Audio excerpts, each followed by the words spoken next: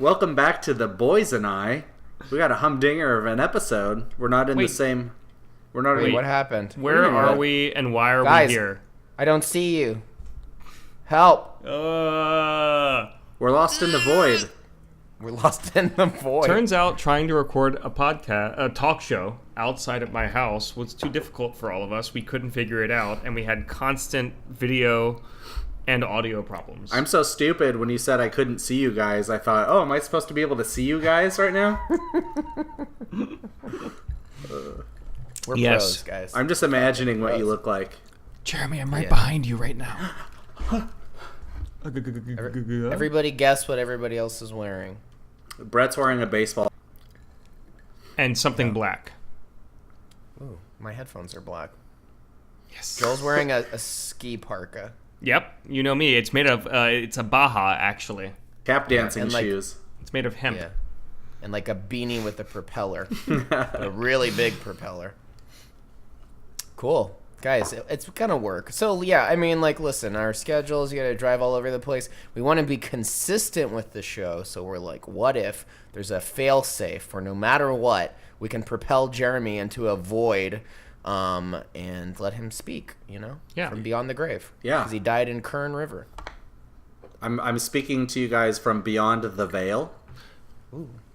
What's it like? Relaxing? It sounds icy. It sounds tinkly. Ooh, spooky beyond the veil. There's not a lot of responsibility here in the Vale. You can just like drink Boilermakers. I got a little banquet beer. I got a little glass of Jameson to wash it down with. Brett, what are you having tonight? I hadn't really thought it through. I just poured some tequila and some ginger beer in a glass. Ooh, that sounds refreshing. It's pretty good, yeah. I have a delightful chilled glass of Chardonnay wine. I was kind of worried because for the first time ever, technical duties are on my end. So, like, if I get too drunk, I could, like, stop the recording. I think we'll be okay. Yeah, I think we're going to do it, he said, hopefully, to people watching on YouTube in a finished video. So welcome to the first episode of The Rest of Your Lives with the Boys and I. Wow. Yeah, this is what it's going to look like from now on. Jeremy's dead. I'm in a gray, unadorned room.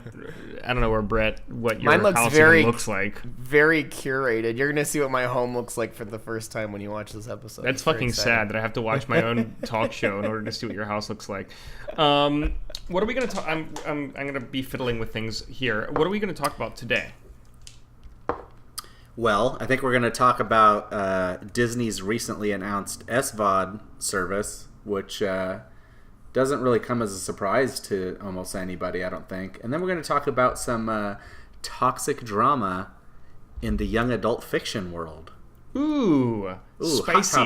Hot topics. And if we have time, we're going to hit up this this husband who wrote this Instagram post about how he loves his curvy wife. Yeah.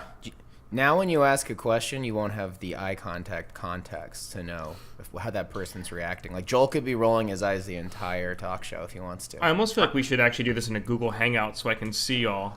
But no, I think it'll be a fun surprise. When you see all the faces that were made at you over the course of the episode. Yeah. You guys, it's a miracle that I'm here, though. I got to tell you. Yeah, so how was Kern? Let's catch up with Jeremy. Why didn't we have an episode of The Boys and I this past week? Why did we take a week off?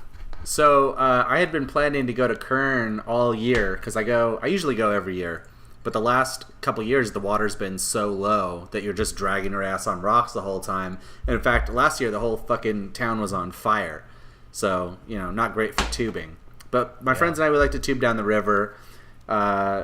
Brendan and I, our friend Brendan and another buddy of mine, Dustin, we all rented a cabin, and we went down there hoping that we would be able to tube down the river. Like I've never seen in a river ever. Was the water raging high? Was it raging waters? Was it a hurricane harbor, would you say? It was pretty bonkers. They had like record snowfall, I guess, and we saw one or two tweakers going down in tubes, but like their whole bodies were covered in scars, and they didn't look like they cared if they lived or died. And I sort of care just because I have a family. You know, if it wasn't for that, I'd be right there with them. Was your family? Did your family go tubing? Did Michaela get on a tube? No, fuck no. I wouldn't put Michaela anywhere near that water. It's like, did you put your baby on the back of a falcon and send her free? we took like a boat tour, like in a little like a little boat, and they gave Brendan like the shittiest helmet. It's like the only helmet like that. So he was like, "Oh, I'm gonna die for sure." And then the guy that was supposed to be in our boat didn't show up, and then we got like the fucking weirdest river guide and the smallest boat, and of course he tries to flip us almost on purpose at the end of it. Cute. So yeah, we barely somewhere there's a picture we got to download of us going like fucking ass over tea kettle in this thing. Well, if you send it to me, I'll put it in the episode. Mostly we just were shooting the root. You guys ever shoot the root before? Is that what tweakers do? They shoot the root? No, tweakers. They smoke that river crystal, man. Ooh, river baby. crystal. Yeah, river crystals. We shooting the root. You get some root beer schnapps, and you get like a half a glass of like piss weak like light beer pilsner. You drop in the schnapps and you can chug it. I am on It tastes like a board root with beer. that. It's delicious. It's highly recommended. I found one fucking bottle of schnapps is covered in dust. Nobody wants that shit. Next year I will go if there's not a drought. And if I have a job, I'll go. Dude, if it's a never drought, been. it might be better. It needs to like come down a little bit. I don't know. I'm an adventure boy. Ooh. Okay. I'm a drown victim boy. That's pretty cool, guys. I think they described it as the equivalent of like 1,100 basketballs passing through per second. I don't. That's kind of hard to quantify. It's a really weird no matter measure. what. Yeah. How did they figure that out? They're like, yeah, I've seen a lot of basketballs pass by in my day. I don't know. They just smoked a bunch of river crystal and just like picked they were something arbitrary. All right, well, congrats on surviving. And now you're here. Now we're on a talk show. It's happened. Real life. This is it. We did it. Sort of. Did it. I just kind of trudged along in the background while you risked life and limb. So you get to kick off the topic. Let's do it. Yeah, choose your topic there, pal. Okay. Well, it's funny because all of us were kind of talking about this like last week or the week before about how interesting it is that they have all this Disney stuff on Netflix. I guess they announced that they're pulling all of their stuff, and I'm kind of blown away that they haven't already done it sooner because they have Disney and they have Marvel and they have Star Wars. It's all kind of like must-watch content. There isn't anybody that would say like, that's like something I could skip.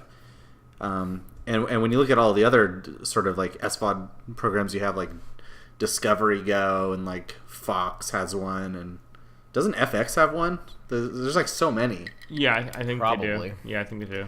There's got to be like Legion, a dozen of them. Like everybody's trying to like sort of make cable a la carte because everybody was like, oh, cable's too expensive.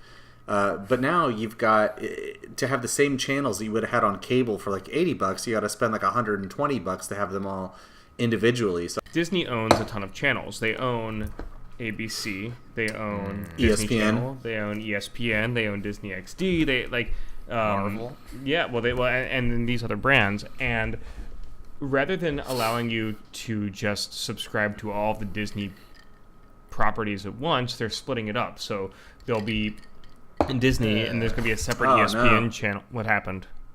What? No, what you're saying. Oh, yeah, no, it's gross. Yeah. It's totally like you have a separate ESPN if you could see channel. our body language, we're kind of like, oh no. And then the article in Tube Filter that spawned this discussion, nobody knows what they're going to do with Marvel and Lucasfilms. So whether that's going to continue to be able to watch Avengers on Netflix, or if these things are going to go under either their own streaming services, or if they're going to go under the Disney umbrella. So help me understand, Joel, though. Like, I want to watch The Secret Life of fucking Cody Banks or whatever. I had a Disney show's name in my head and it evaporated as I said it. The Witches of Waverly Place. Zack and Cody, The Secret Life. The sweet life of Zack Sweet and Cody? Life. Is thank iCarly Disney or is that Nickelodeon? iCarly is Nickelodeon. Come Oh, on, yeah. Jeremy, get with it. But like, if you want to watch those, if I want to watch Jake Paul on fucking Bizaardvark. Bizaardvark, I have to go to the specific sub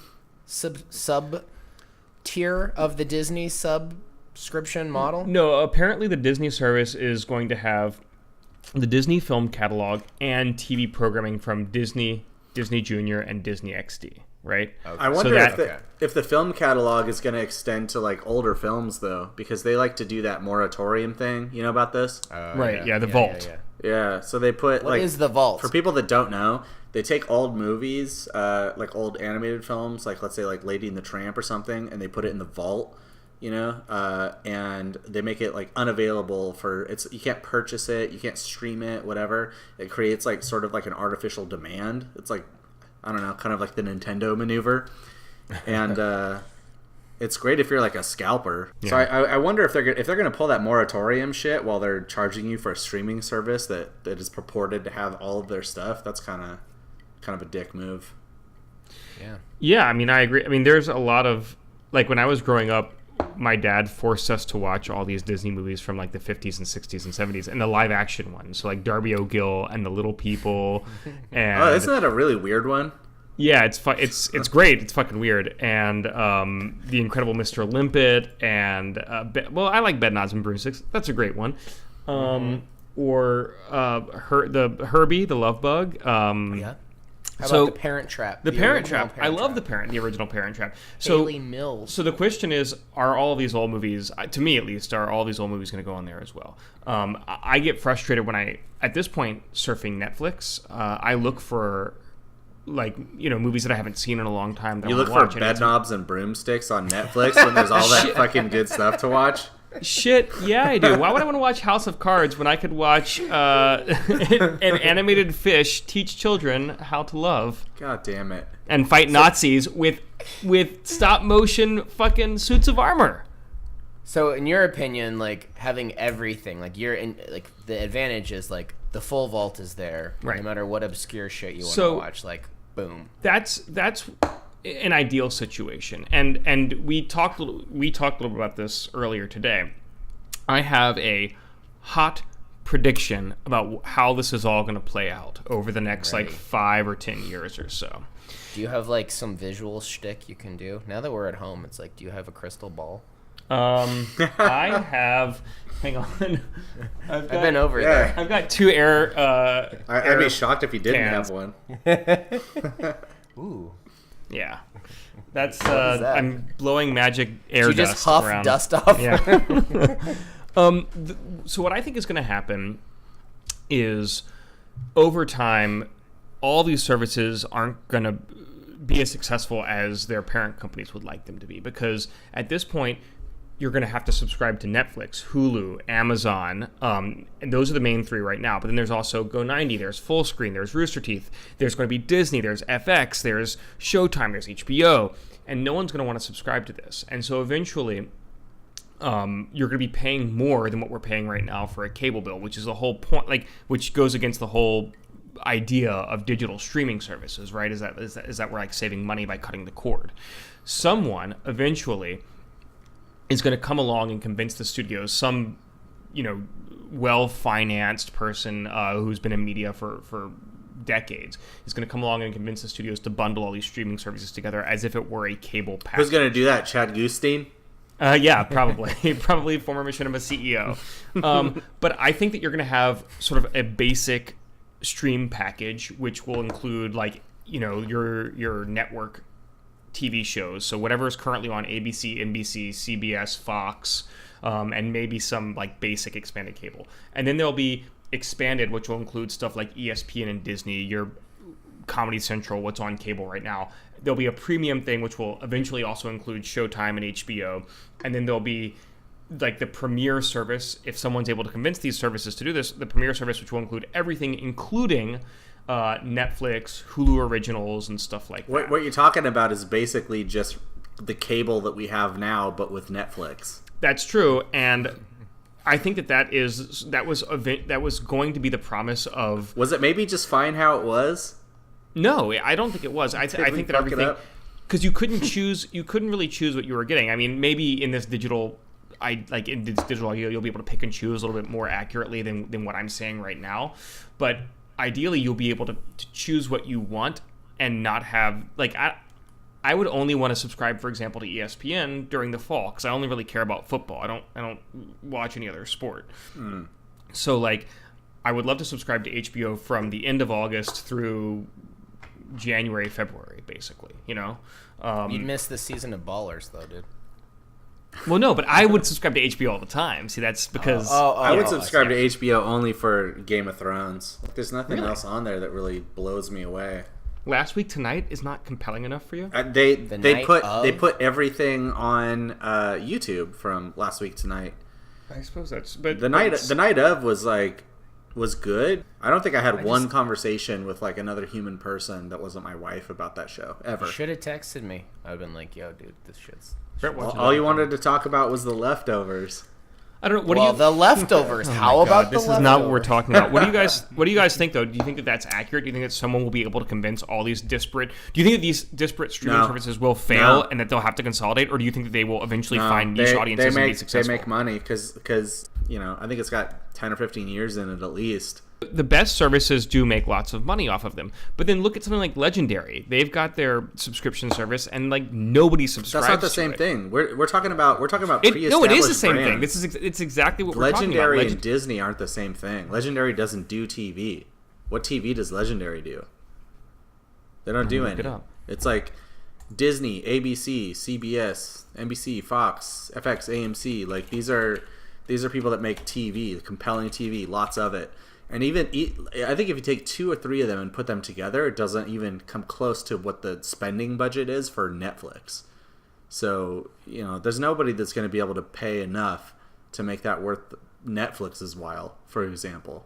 And Hulu and Amazon, I don't think are far behind, as far as that goes. I don't think there's anything that's going to turn back the tide on Netflix, Amazon, and Hulu. I don't think there's anybody that has, like, the cash flow or the time to sit there for 10 years and try to get to where they're at, because they've been doing that for a long time. They didn't just come out of nowhere. Everybody expects that to happen in 2 years. It's not possible. But there's no incentive for Disney to not just stay with their basic cable packages that they already have for like the majority of Americans, but also have a digital service so that they can double dip. So you think that all these services are going to be successful enough on their own to never have to merge? I think Disney will be. Fuck yeah. I mean, if Disney has Disney, Star Wars, and Marvel, that's all must-watch content. If you don't have any, that might be the if exception to the rule, honestly. Like, I mean, I'm sure there will be plenty that will fail, but Disney, I mean, that's the spice, dude. Look at a company. Look at a company like Time Warner, right? And they own Turner and they own Warner Brothers and whatever the fuck else, Hanna-Barbera. Shitty internet. Yeah, their properties, I don't think are compelling enough to create a streaming service, but that they're going to at a certain point because everyone's trying to do this, right? Now, I would agree with Brett that Disney is the exception, but I wouldn't subscribe to a Fox app. I mean, what the fuck do I care if I get to see The Simpsons? You wouldn't subscribe to an AMC app or like an Adult Swim app? No, I wouldn't subscribe. I'll see. To your point, I think there are enough people that would. That's the thing. It's not their core business. Wasn't that like the whole point of like the HBO and Showtime? Well, I don't know. Right. That's HBO and Showtime are still part of basic cable packages. They're double dipping. Right. There's a certain segment of the population that's willing to pay again that they weren't reaching, and that's the point. That's what they're going for. I can watch TV on my internet now. I don't need to watch TV on my TV. And yes, I'm a California West Coast elite. Most people don't do that. I get that. Most people don't do that now. But in 15 years, you think that most people aren't going to be watching, aren't going to be streaming digital service? Not the way net neutrality's gone, dude. Well, okay, no that's way. a totally separate conversation. It's not like we're going to have this like publicly accessible, like good ass internet all over the place, So it's still going to remain out of reach for most people. All they're going to have to do is the exact same thing they had to do in 1979 through 1985, and either lay the fiber optic, cable or whatever it's going to be, around the country, which is an infrastructure issue, and it may or may it's either that's going to have to happen, or we're going to be able to figure out how to broadcast the internet wirelessly from satellites. So it's going to be one or the other, and the data will be available. That's not the issue, I don't think. It's in the company's interest to find a way to deliver this, like to deliver shows. No, it isn't. There's too much money. Yeah, absolutely. Are you talking about the involved. internet companies or the cable companies? They're the same thing now, Jeremy. You think that in like some Comcast, cases, AT&T is a entertainment company and a I think telecommunications Comcast company. and AT&T and Time Warner are going to make more money throttling internet for the general public and upcharging the elites. That's what I think. I don't like. I think that if you could get you're right. Like internet that's 10 times better than the plebe for like an extra $50, you'd pay it, and so would I, and so would Brett, and so would everybody. But that could afford. But we're all against that, and I think that it's only the companies that want that right now because they'll make more money. You can be against it all you want, but if it's the only option you have, what are you going to do? Protest? That's such a defeatist attitude, saying that like it's going to happen. I don't make the rules, man. We do make the rules. We're the ones that. All right, we don't. We have to. You know what? Let's both do.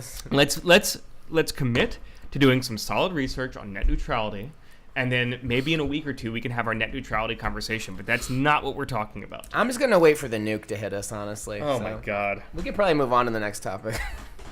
Oh yeah, well, where's my? I don't think we've resolved it necessarily. Like, do we think? I agree with you that this niche shit is like what everyone's all about anyway. Even beyond this, people love to fucking dive into super niche fucking subscription boxes and fucking subscription. Oh my god, I'm a fucking diehard. Like whatever, I do it for a lot of the stuff I do too. So. I think people like that aspect of it. Otherwise, stuff like Rooster Teeth and full screen and shit like that wouldn't even exist. People they self-define through it. Like it's like but not all these services make but not all these services make money. No, they don't. Full screen's not profitable. I don't think. Rooster Teeth. Don't. Okay, so here's the thing. Sometimes they don't have to be. Sometimes it's a marketing exercise for another product, right? I would say Comic-Con HQ doesn't necessarily have to be profitable. If it is in service of some greater good that has to do with Comic-Con as like an industry, right? Right. Sure. If you're a brand that's just like repurposing or like a production company or whatever, that's just repurposing content that you already have and maybe you release it a little bit early, like first, you maybe make a few exclusives. The amount of people that you need to sign up is actually pretty small. So there are some subscription services that can probably be profitable with like as few as like 10,000 to 100,000 people, depending on what they're spending and what the price point of the subscription service is. And in all cases, something is better than nothing. And when it's just like an additive part of their business, there isn't any reason why every network that's out there isn't going to have some kind of subscription service. You don't have to subscribe to it. It's going to be available in one or two other places. I don't think like Disney is an outlier because they know that people are going to have to subscribe to Disney because of the IP that they own, and that's what they bought that IP for billions of dollars, like billions of the beat, right? But these other ones, they're probably going to continue to license their stuff to Netflix, Amazon, and Hulu, and to Time Warner, and to Comcast, and everybody else, because they don't have any incentive not to. But there's also not an incentive not to also have that additional product if somebody wanted it. Does that make sense? Like, they don't need a huge install base. That's like way too like inside baseball for I don't know. Well, so let's do final thoughts. I mean, I agree. I mean, look, I think that was a good final thought. I agree with you. I mean, but Joel, what do you got? I think y'all are a little bullish on the idea of these individual streaming services. I think that the majority of them, maybe not Disney, but the majority of them aren't going to be profitable or successful. What's the majority? Give me a percentage. More than 50%. Like literally, like that much, or like? Look. Is it really just Disney, or are you saying like? I mean, if you're counting like True TV and shit like even, that, like Netflix, Netflix is in debt to the tune of I think billions of dollars. Like, because that's what they're spending on content, dude. It's like 10x what anyone else is spending. But Jeremy, that's what they're spending on content, but they're not making enough money to cover their expenditures right now. I bet you their user acquisition is climbing like crazy though. It is still climbing. It has slowed down, but it's still climbing. There you go. And I'm not saying that Netflix is going to fail. I'm not saying that Disney's going to fail. But I am saying that like there are too many of these streaming services. Eventually, some of these studios are going to give up and say, you know what? It's not worth it for us to try this. It's too expensive for us to hire this entire team and to host this tech and to host the videos. on servers that we're renting out from Amazon. Let's just put it on Amazon or Netflix or whatever it is and make a deal with them, or Hulu, or wherever it is, and we'll make a deal and we'll just end up, because all we have to do is sign a piece of paper to make money there. That's all they have to do, as opposed to running their own thing and hemorrhaging money. That's my opinion. Look, I don't fault them for trying, and again, I think that of all the companies that have the possibility to succeed, like of all these studios and networks, Disney has the highest probability of making a ton of money with this, because they have the most desirable IP. They've got Marvel, they've got Star Wars, they've got fucking Disney, they've got Pixar, they've got the Muppets. They've got everything that every family is ever going to want to watch. They also have ESPN. They've got every live sport, right? But I like how you included the Muppets in there. Like, that's like a really hot property right now. Hey, they can't even like keep like a show property on TV with Muppets right now. All right, I'm calling time on this topic. I think with that Muppets perfect segue out, I think that's it. You guys want to talk SJWs or what? Oh my God, we're gonna get so much shit for this. Are we gonna get shit for this? I don't know. I feel like I would hope that some of this stuff is just like common sense, I guess. I don't know. Okay. Why don't you tee it up, Brett?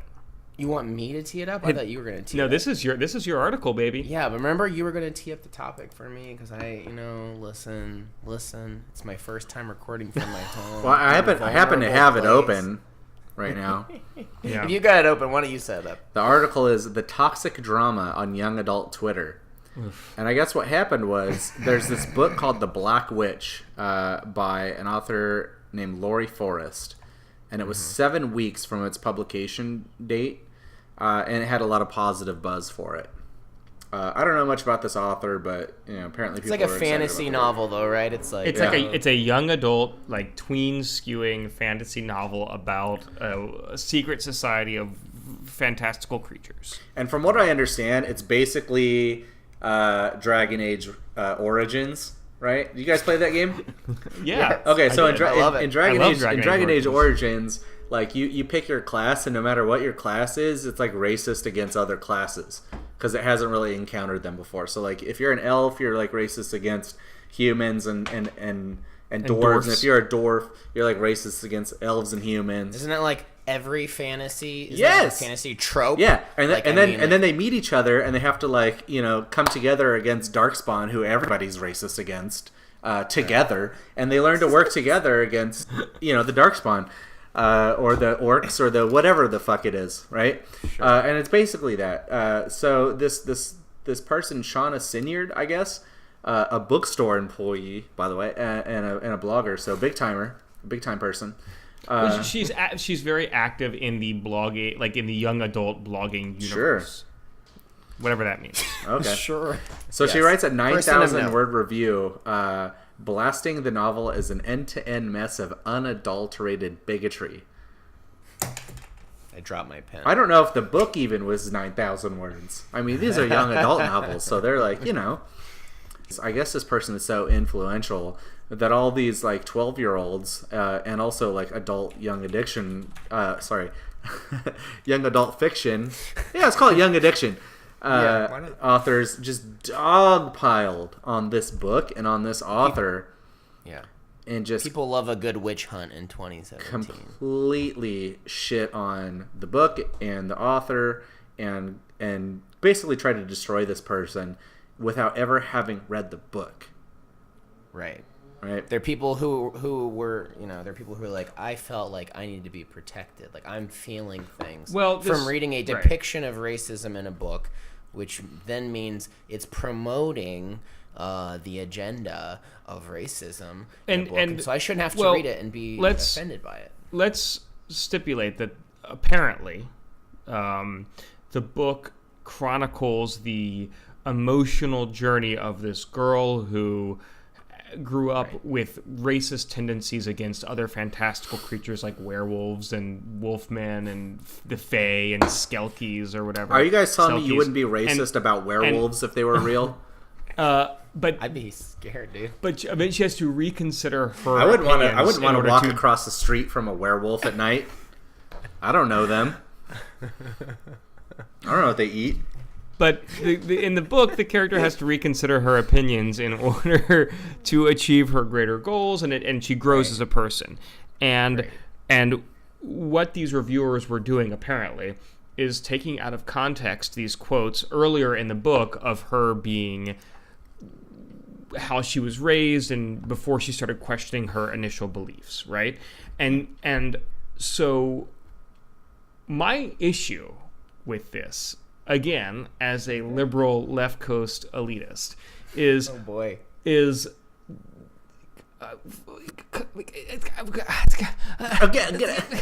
yes. Come on, like we have to be able to use allegory in fiction in order to get points across, and you it's so like even talking about this is so coded and frustrating because like this sort of attitude of identity politics and attacking somebody Snowflake or some shit, right? Yeah, like the people who are attacking this book wouldn't want something like To Kill a Mockingbird being written. To Kill a Mockingbird includes a journey of discovery of a young white girl as she learns about racial prejudice in the South in the early mid 20th century, right? And you could take plenty of quotes out of context of that book. You could take plenty of and say that it's problematic. You could take plenty of quotes out of context of Huckleberry Finn, I mean, what you're saying is true of any like classic literature almost. Right.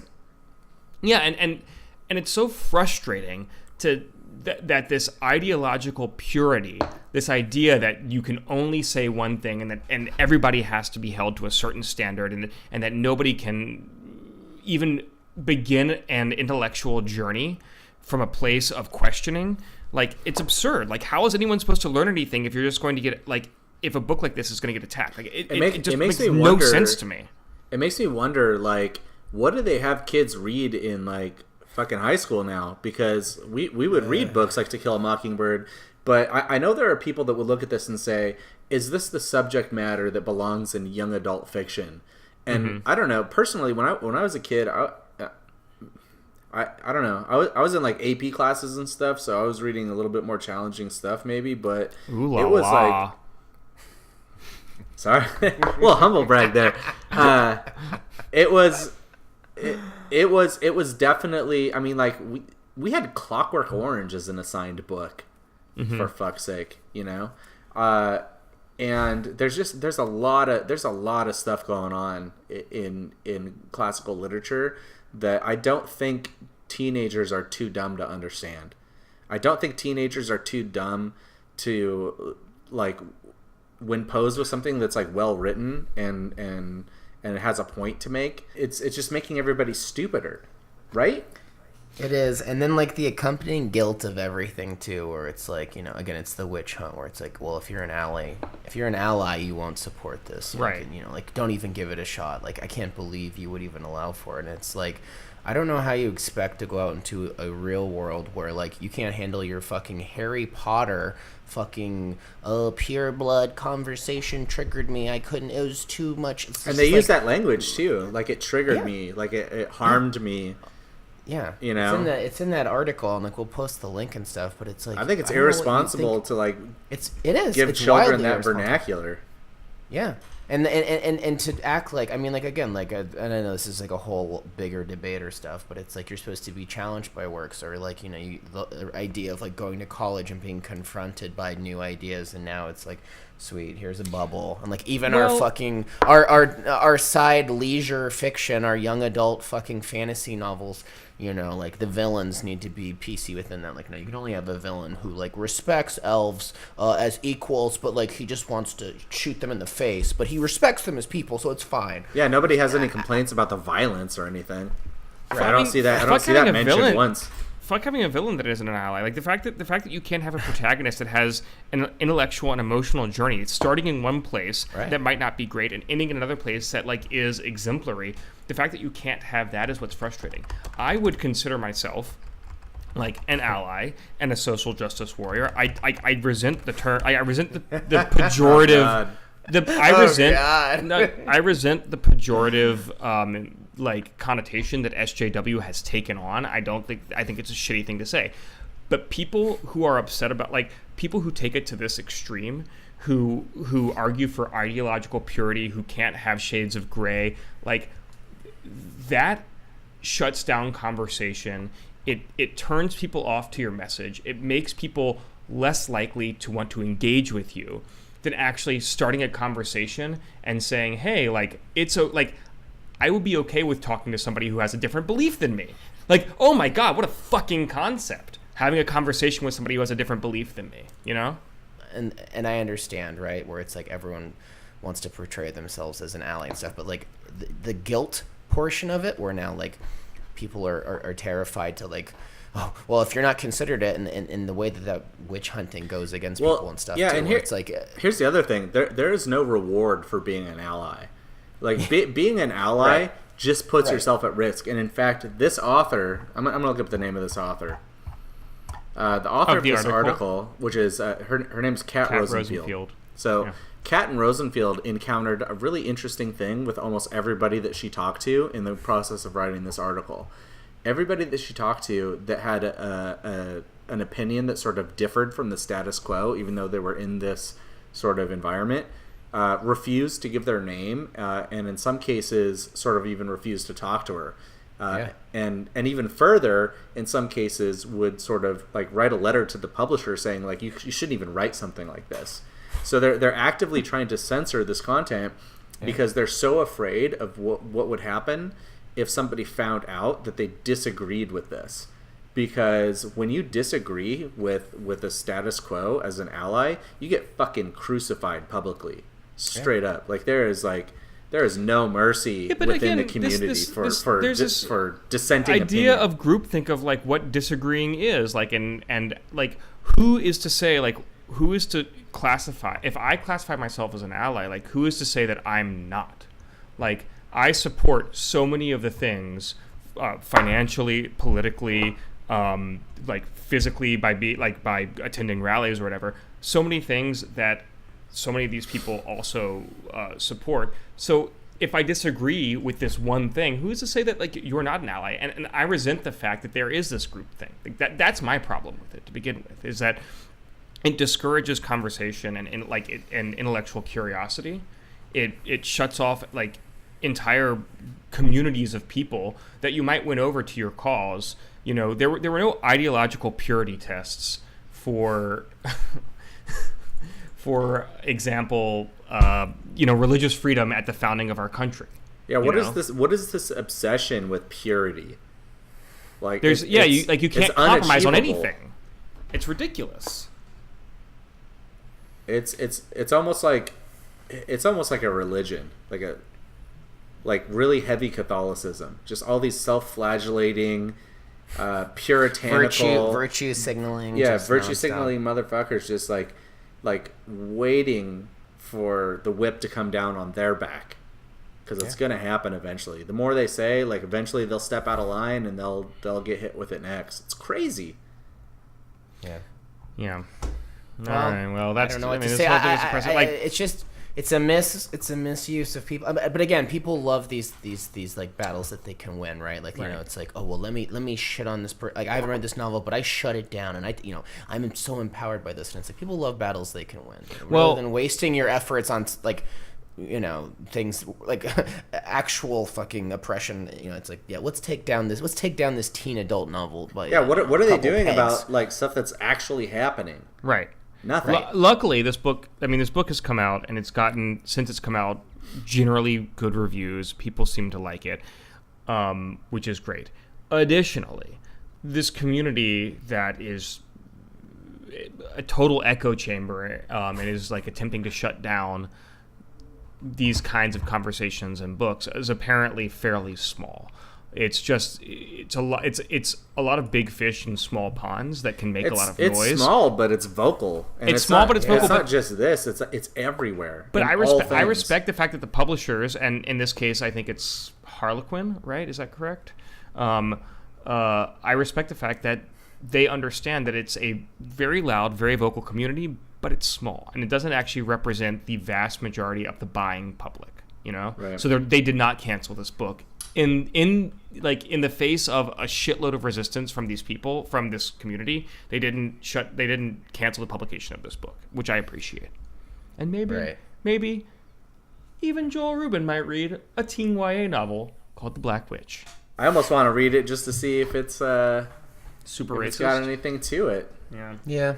I don't know. Well, fuck this whole idea, though, honestly, of just, like, again, people are so worried about the triggering. And, again, I'm reading this exact tweet off of the article where it's like, will changes be made to avoid people, teens, being hurt?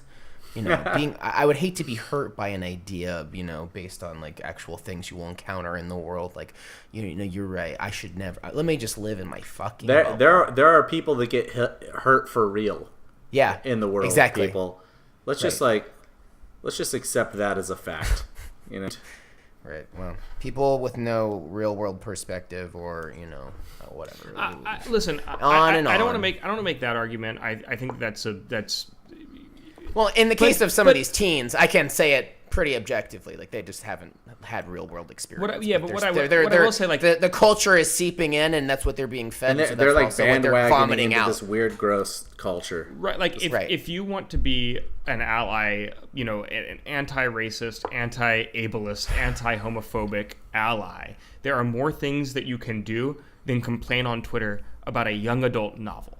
And starting by not bandying that word around like it's the all-powerful fucking burning torch of fucking victory, and actually just letting your actions speak for it and having real conversations would be job one. Again, there is nothing to be gained. Nothing to be gained by being an ally, right?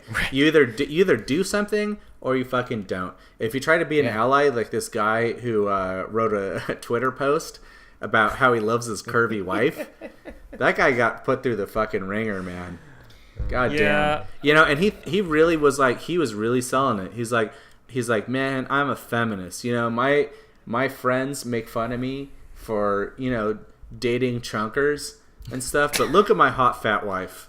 I just want to pinch her rolls and smooch her big old round face. And ladies, if you're a big girl, maybe you'll meet a guy who's okay with that too. That's what he said in a nutshell. And everybody dogpiled on him. He had the best of intentions. He's just a fucking idiot. Yeah. And here's the problem, is that, like, he does have the best of intentions, and he is an idiot. And the people that piled on him are people that generally would agree with his general point of view, but they're treating him like dog shit. And instead of trying to engage him and say, like, hey, let's have a conversation about what you said, they're like, what you said was fucking problematic, and here's why, you piece of shit. Oh, God, I don't know, like problematic. I know. Why is nobody able to just like pull it back a little bit and be like, that was kind of dumb, but I get what you were going for. I hope your wife isn't mad at you for posting that shit. Listen, I wouldn't say what he said. I think what he said is is also like kind of creepy, honestly, and weird. But is it? I mean, it's a little objectifying. It's and that's what I mean. It's like it's creepily objectifying. But nobody is like a flawed human in 2017. But you are the fucking Antichrist, and like you slipped up, and you get crucified, and you. I think most people, ourselves included, are maybe a little dumber than we think we are. I know I am. I know I am. For sure. But I also know what to post and what not to post. Well, and look, and I've that because sense of self-awareness from. You've worked in digital media for like a decade, for fuck's sake. This is just some guy, right? Like, that's very true. I don't want to say who this is, but I know somebody that I'm friends with that fucking put like a child basically on blast for like an email that was sent, like to do like a collab, right? Yeah. And it's like it's a kid that like we don't know anything about this kid, right? Right. It's looks like a teenager, And her email was really dumb and really embarrassing and pretty uncool, right?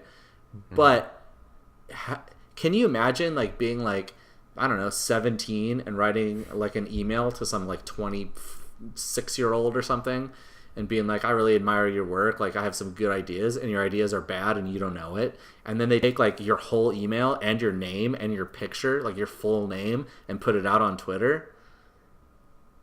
Like I think we just have like an inability to take a step back and say like, you know, if this person is like kind of dumb or just sort of like not very smooth on social media, they're not savvy, like is that a crime? Is that something that they should be like really punished for? Or should you privately say like, hey man, like that was like, I don't know, kind of stupid for these reasons, and you know, hopefully you won't do that again. Like, why does everything have to be so public now? Well, because people make it public. That's why. Like, I don't tweet everything I think. I don't Instagram everything I fucking see.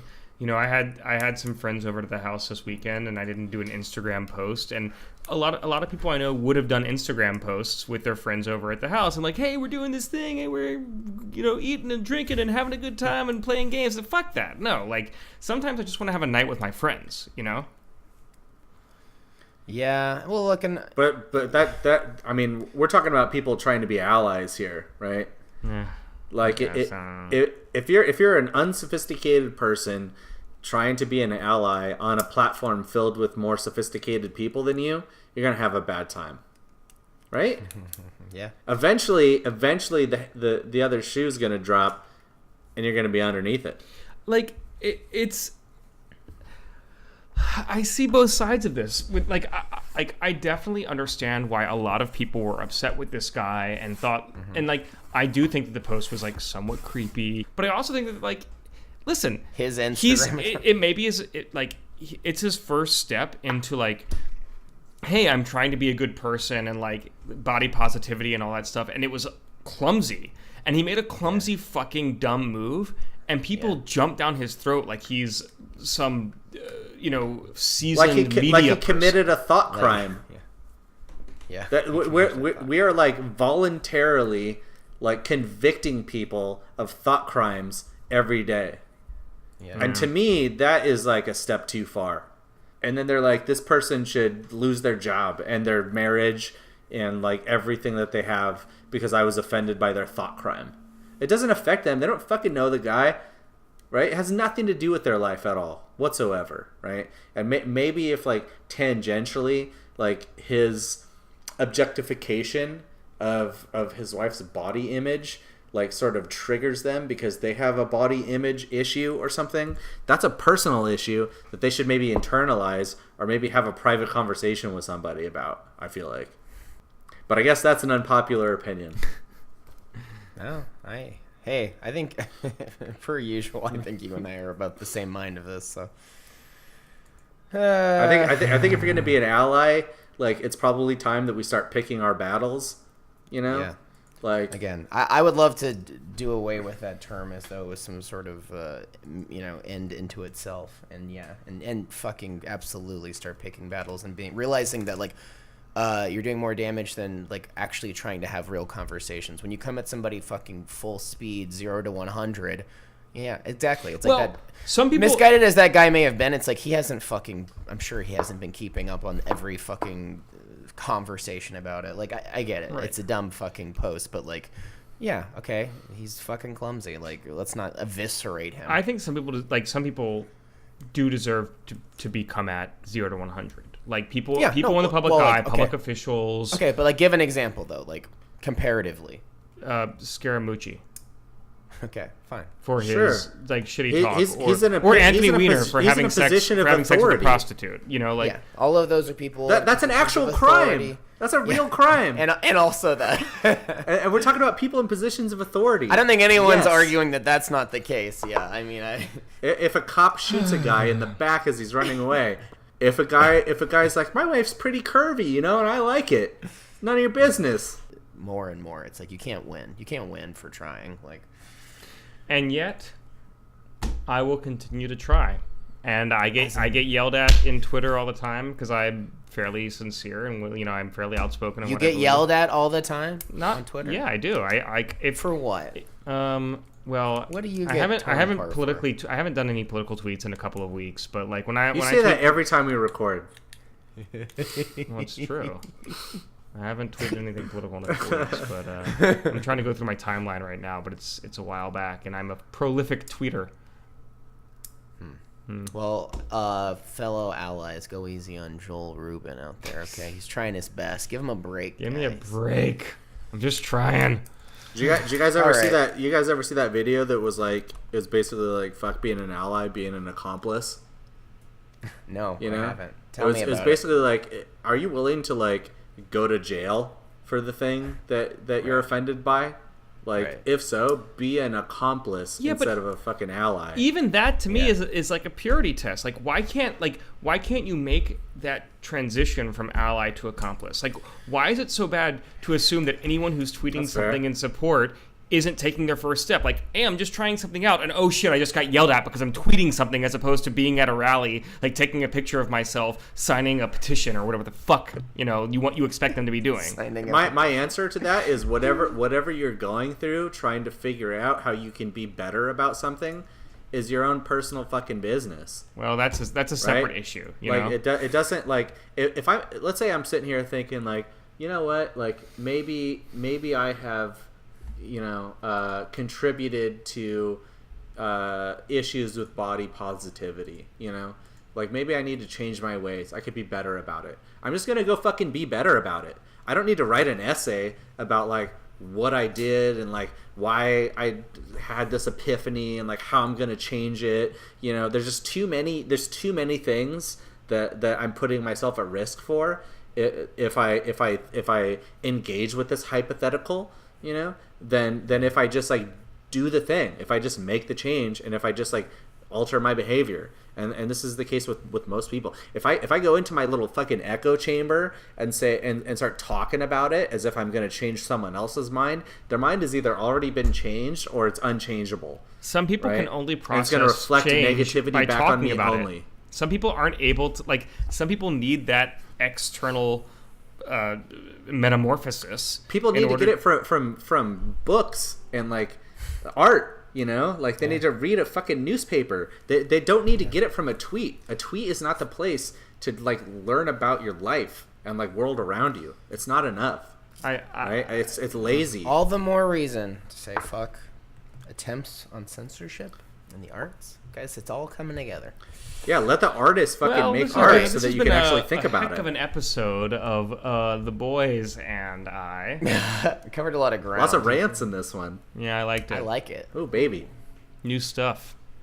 You're cozy in your own home. You can let those claws out. You know what I'm saying? I have no idea what this episode's going to look like either. I'm going to get yelled at for yelling in my house all day. I turned off I minimized my OBS, so I have no idea what I've been recording this whole time, and I have no idea what I look like. I'm very excited to find out. I know what I look like. Great. All right. Well, listen. Where can people find us? You can find us at The Goddamn Boys on Twitter, where we're not going to be tweeting any ally bullshit from that account.